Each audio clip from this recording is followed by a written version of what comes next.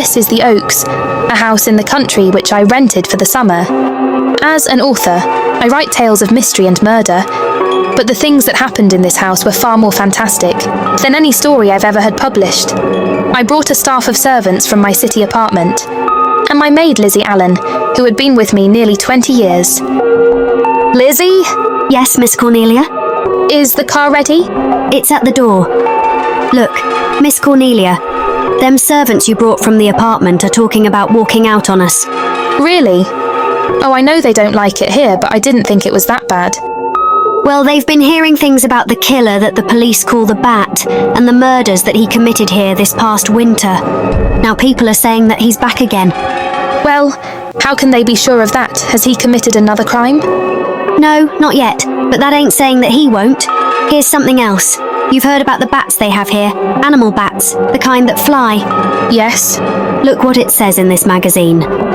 This is a report from the State Health Department, and it says some of them bats is rabid. Well? And that ain't all. And now there's a rumour going around that it was the Bat himself, the killer I mean, that released the rabid bats in this neighbourhood. Oh, that's ridiculous. Well, the housekeeper, the cook, the butler and the upstairs maid don't think so. Well, I can't help what they think. If hysterical nonsense like that can scare them out of their good jobs, it's their loss, not mine. Come on, Lizzie, I've got to get to the bank. Drive directly to Zenith Bank, Warner. I'm afraid we'll have to hurry, it's near closing time. I'll get you there, Miss Van Gorder. Thanks again. Miss Van Gorder! How are you doing, Mr. Bailey?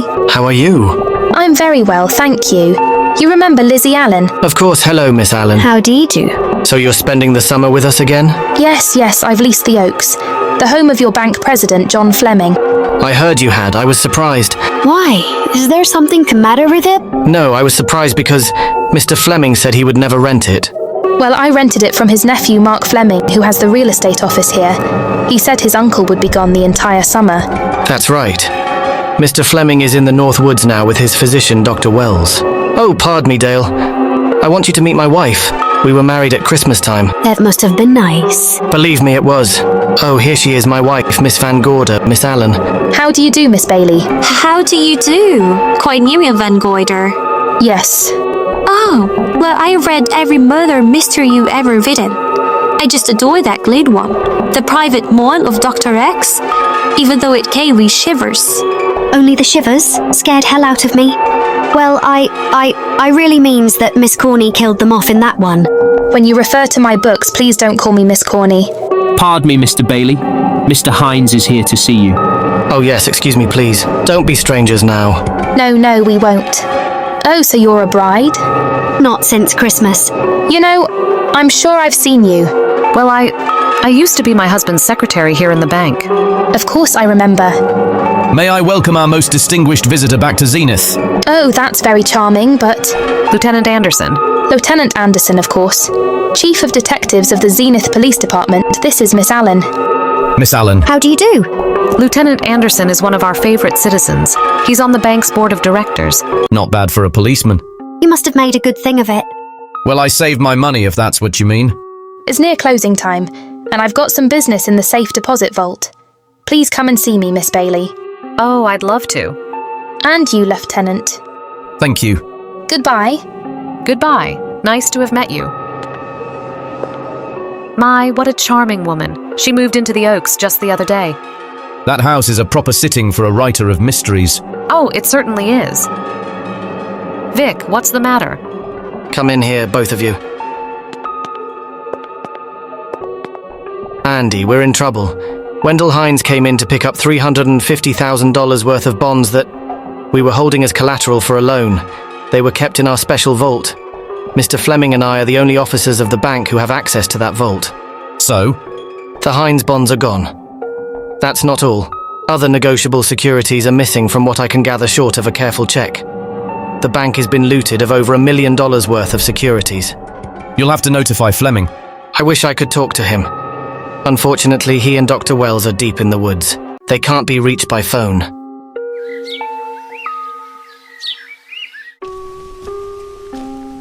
What is it?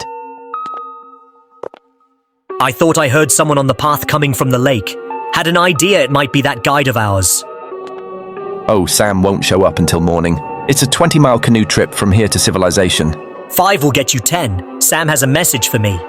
I thought you told them at the bank not to bother you. I did, but they'll bother me. Doctor? Yes, John. What would you do for $500,000? Anything short of murder. Why not murder? Too messy. Too great a risk? For $500,000, yes. I pinched $1 million from the bank. I'm not kidding, I embezzled it. Not that I think you wouldn't do it if you thought you could get away with it. I got away with it. I'm not talking about currency. I took negotiable securities that could be converted into cash. I have the cash in 10s, 20s, and 100s. And I'm your doctor, not your lawyer. Why tell me this? You'll find out why. Who's going to take the blame for the robbery? Bailey the cashier, they'll never suspect me. I like Bailey. Oh, so do I love the guy. I gave him his first chance. He has a lovely little wife. Charming girl, was the best man. Where's the $1 million? In my family's tomb in Zenith, in the crypt with my father's casket. I don't buy that, John. No? No. You forget that I had you in charge when you were a very sick man, when you raved in delirium and I heard you talk about a hidden room. Now, where else could you put a hidden room except in that mansion you built? That white elephant you call the Oaks. Look, everyone knows I have a bad heart. Who would doubt it if you wired the bank directors that my heart is failed? That I'd fallen from a great height here in the woods and that I was badly smashed up? You could ship the body back for burial and instruct them not to open the casket due to the condition of its contents. Well, you realize, of course, that we had to have a body to put in that casket, which means that we'd have to deal with an undertaker at this end. Of course. But where do we get a body? Couldn't we provide one of our own? How about Sam? Sam, our guide? Sam weighs about as much as I do. He's practically a hermit. He wouldn't be missed for a long time. The local undertaker would know him. Not if we made him look as if he'd been in a serious accident. But if Bailey is going to take the blame, why do you have to do this? A jury might acquit him. In that case, I'd be a logical suspect. I could disappear, of course, but it's safer if they think I'm dead. What if I don't go for this deal? In that case, it would be too bad. You mean you'd kill me? What else could I do? Now that I've told you about the $1 million, I'd say you were shot in a hunting accident. Look, Doctor, if you can find another body instead of Sam's, it's all right with me. There's $500,000 in it for you. I'll do my best. I smell smoke. So do I. What's that noise? Look, Doctor, the woods are on fire. It's coming this way. We've got to get out of here. We will, as soon as I provide that body we were talking about.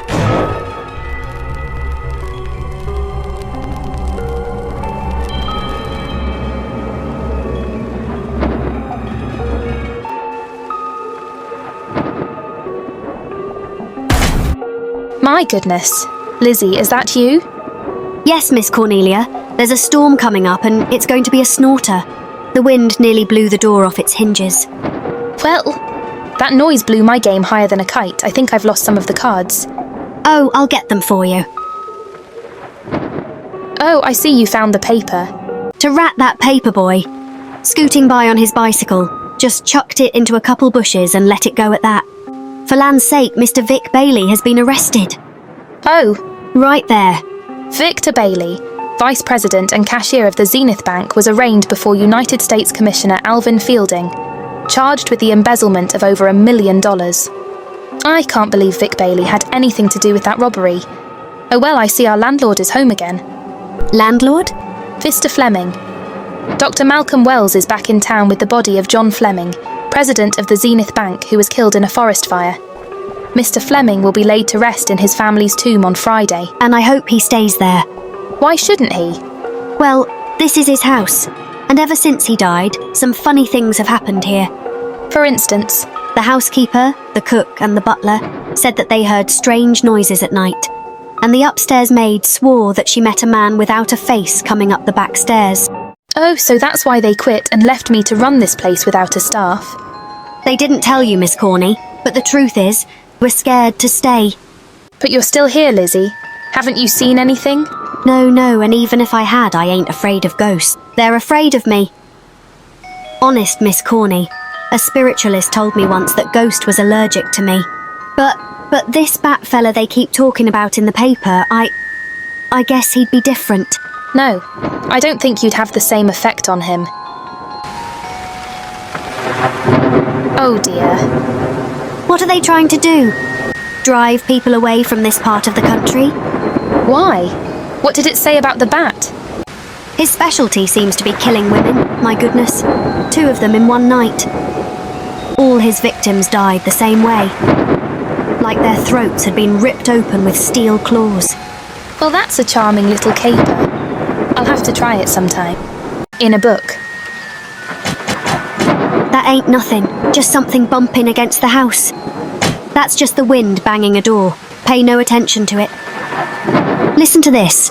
One of his victims who lived for a moment, after she was found, described the bat as a man without a face. Honest, Miss Corney, I think that woman must have been exaggerating.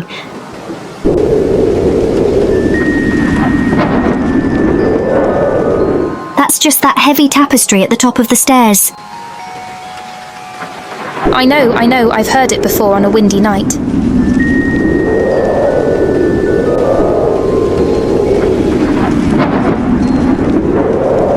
But that sound a little was someone on the stairs. I know there isn't. Least there shouldn't be. There ain't. Them is just the noises you hear in any old house on windy night. It says here that the bat never leaves no fingerprints. That's understandable. Having no face, he probably has no fingers either. Lizzie. And that, I suppose, is the cat dropping its dentures. No, I don't think so. But I think it's something should be looked into. Now who chucked him down here? The wind, I hope. There must be a window open up there. No, Lizzie, let him lay, let him sleep it off. I hope the power lines don't go down. Put the lights out. We'll check the windows in the living room and drawn the curtains, and then we'll go to bed. Yes, ma'am.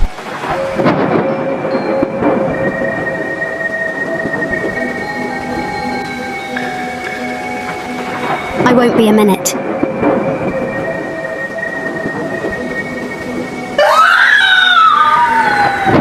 Miss Corney! What was that?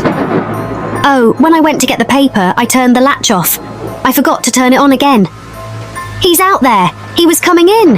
He might have got you. Oh, but he didn't, and he's still out there, thanks to you. Now you hurry now, go, we'll call the police. No, I won't leave you, Miss Corney. Are you okay? Yes, ma'am, I'm okay. Okay.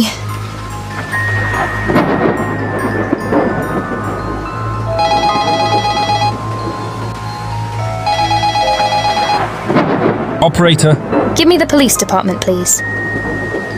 Zenith Police Department. This is Cornelia Van Gorder. I'm living at the Oaks. We know about that, Miss Van Gorder. Just a moment ago, a man tried to force his way into this house. You're not alone there, are you? What about your servants? Well, I have none except my chauffeur, and he's away. Won't be back until the morning. Now, there's only 2 of us here tonight, and we're going to lock ourselves in my room. Now, if any of your men see anything, will you have them call me? I'll send officers over there right away. Well, thank you very much. Come on, Lizzie, we're going to sleep in my room.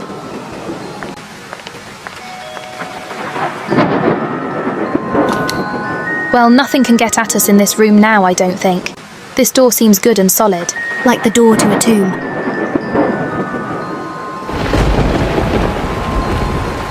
I think that couch will be comfortable. It's some extra bedding, you know, it's in the closet. Yes, ma'am. Let's see now. No bolt. No, that's not so good. Ma'am, what's that for? That, my good woman, is a booby trap. If anybody tries to open this transom, this'll be knocked off and we'll hear it fall.